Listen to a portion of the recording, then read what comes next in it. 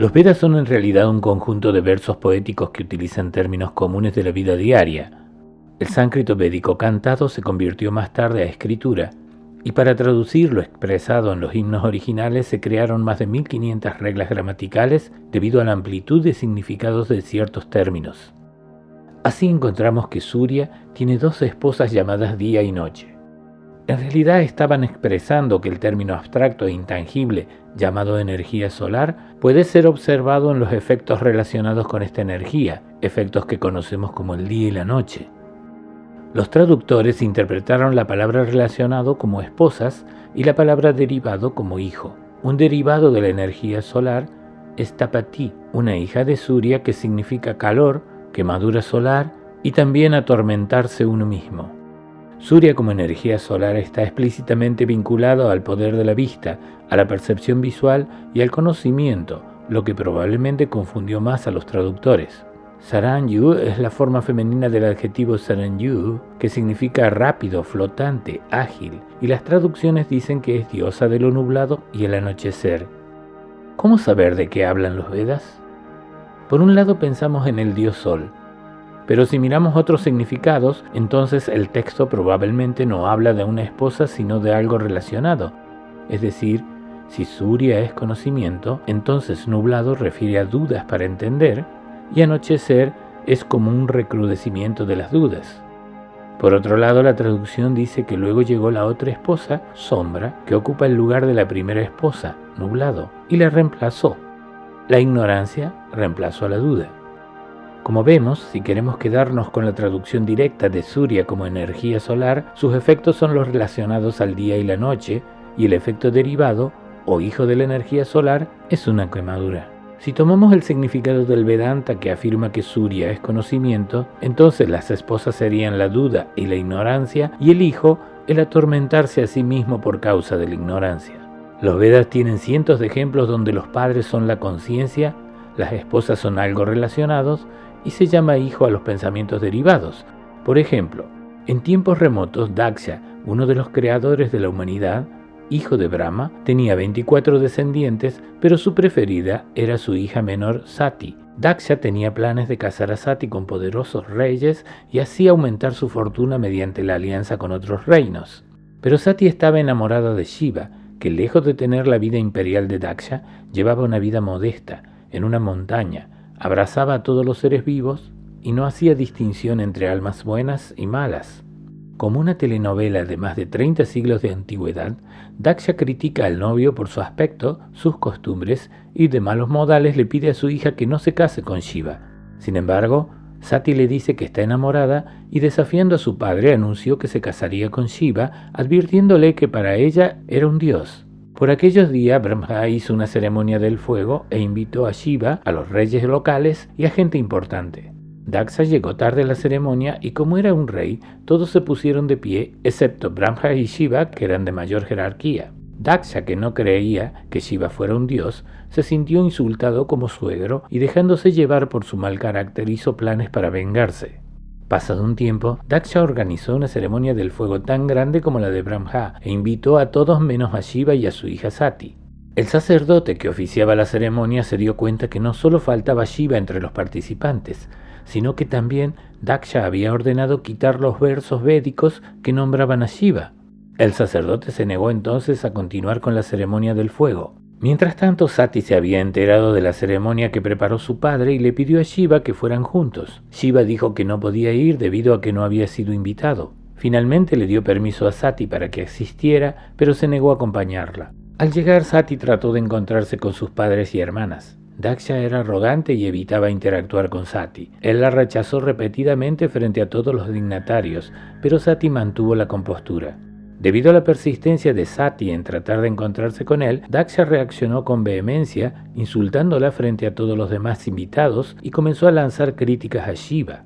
Sati le recordó que su comportamiento arrogante había cegado su intelecto y lo maldijo advirtiéndole que la ira de Shiva lo destruiría a él y a su imperio.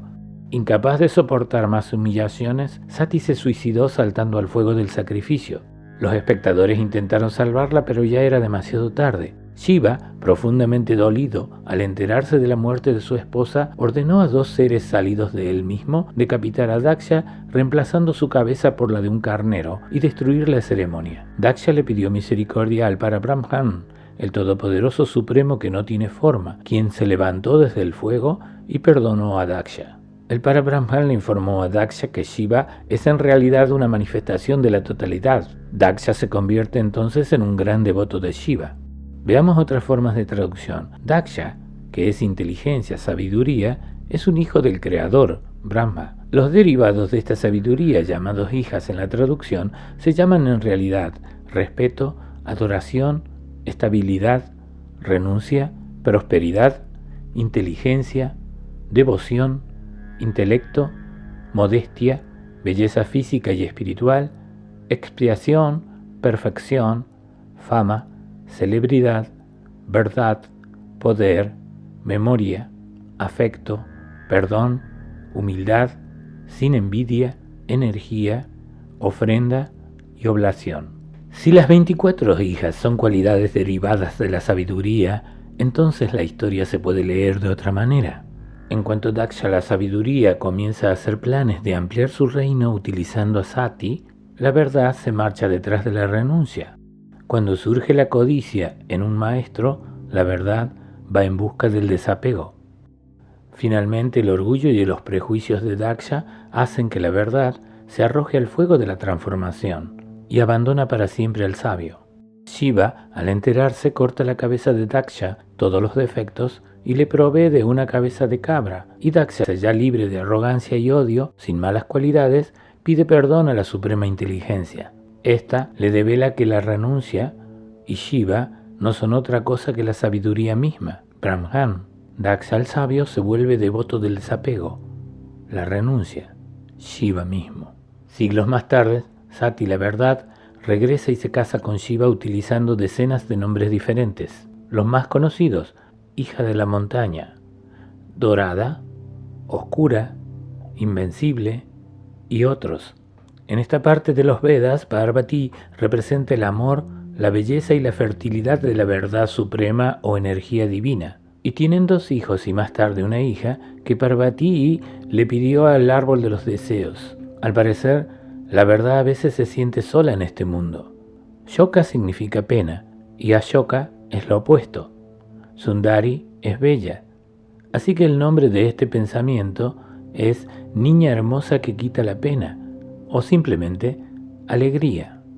Los hijos varones de la unión de Shiva y Parvati son Kartikeya y Ganesha. Kartikeya es el hijo mayor y es representado como un filósofo y guerrero que nos enseña la búsqueda de la vida ética y la teología. Representa el modo de pensar del buscador espiritual. Otros nombres son Murugan, Kumara, Skanda, nacido de la ribera, joya luminosa, nacido entre los juncos en el barro, maestro de la cavidad, del linaje de los maestros ancestrales, y que tiene 6 caras para poder mirar a las estrellas que lo vieron nacer. Considerando los nombres de las estrellas citadas en los Vedas, vemos que son los mismos de algunas de las 24 hijas de Daksha: poder, afecto, humildad, perdón, sin envidia. Con otra mirada entendemos que los Vedas cantan que la transformación del intelecto inferior del buscador espiritual en un intelecto superior se logra enfrentando a los sentidos y a la mente con poder, pero también con afecto, humildad, con perdón y sin envidia. Ganesha, el hermano menor, es un niño al que su padre le quitó la cabeza y se la reemplazó por la de un elefante. Si tenemos en cuenta que Shiva significa el transformador y tomamos la raíz Shi, entonces significa que en la conciencia del ser humano reside lo supremo, la verdad. Así que esa transformación se refiere a quitar el velo que cubre esta verdad. Si se toma la raíz Sarv del verbo exterminar, podemos decir que Shiva extermina la ignorancia. Por lo tanto, si nuestro comportamiento es inmaduro y caprichoso como el de un niño, Shiva, el transformador, reemplazará nuestra mente por la de un animal poderoso que se caracteriza por no desviarse del camino y que con su trompa quita todos los obstáculos que obstruyen su marcha. Sin embargo, en esta historia el Vedanta nos muestra que no se refiere a la fuerza física, sino al poder del intelecto. Un día Shiva y Parvati anuncian a sus hijos que han recibido una fruta que contiene el conocimiento de la totalidad de las leyes del universo. Como solamente tienen una, proponen realizar una carrera entre los dos hermanos que consiste en dar 3 vueltas al mundo y quien primero las complete recibirá la fruta de la sabiduría. Kartikeya sube a su vehículo, un pavo real, y sin perder tiempo se marcha a completar las 3 vueltas al mundo. Ganesha, cuyo vehículo es un pequeño ratón, sabe que no tiene ninguna oportunidad frente al pavo real, quien puede sobrevolar por encima de las dificultades. Pero Ganesha está seguro que debe haber otra manera de ver las cosas. Sabe que las desigualdades son a veces ilusiones y comienza por preguntarse, ¿qué es el mundo? Entonces, dando 3 vueltas alrededor de sus padres, se declara ganador. Luego explica a Shiva y Parvati que lo que ellos son, lo que representan, son su entero mundo. Los padres dieron su aprobación y le entregaron la fruta suprema. Al regresar Kartikeya y enterarse de la historia, surgieron en él los pensamientos humanos. Sintió la envidia, los celos y la injusticia de los dioses al crear una sola fruta, y desde entonces los seres humanos se pierden en estos pensamientos, y se dieron cuenta más tarde que la búsqueda espiritual es el único vehículo que lleva a alcanzar el conocimiento de Ganesha, el intelecto superior.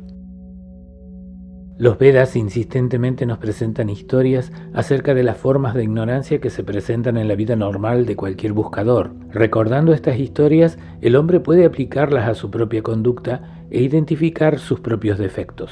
En el Mahabharata hay una guerra que sucede en la región llamada Kurukshetra, el campo de los hombres, que finalmente se convertirá más tarde en Dharmakshetra, el campo de lo correcto. El rey de los Kuru, Dhritarashtra, que significa el que sostiene la nación, nació ciego y su esposa Gandhari utiliza una venda porque no desea ver lo que el rey no puede. Esta pareja tiene 100 hijos, algunos de cuyos nombres significan el duro, firmeza, belicoso, el que no escucha, y una hija cuyo nombre significa descolorida. Tal vez los Vedas nos dicen que cuando el hombre es gobernado por la ceguera y además voluntariamente se niega a ver usando la venda de la testarudez, sus pensamientos se vuelven de mano dura, insensibles, belicosos, y debido a su propia autoestima se niega a escuchar a otros, entonces su vida será descolorida.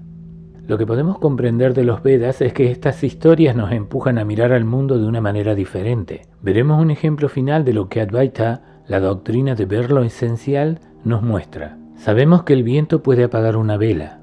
También sabemos que el viento puede encender la madera.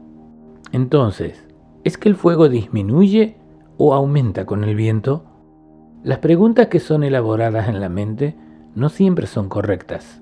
El efecto del viento, como vemos, es capaz de encender más el fuego y también de apagarlo. La pregunta es incorrecta porque el efecto depende de la calidad y la cantidad del combustible. Lo que llamamos fuego está relacionado directamente con lo que se transforma en llamas. Así, la cantidad y la calidad de la fe es lo que hace que las dificultades aumenten o disminuyan su progreso espiritual. Suscríbete para seguir recibiendo contenido acerca del Vedanta en español.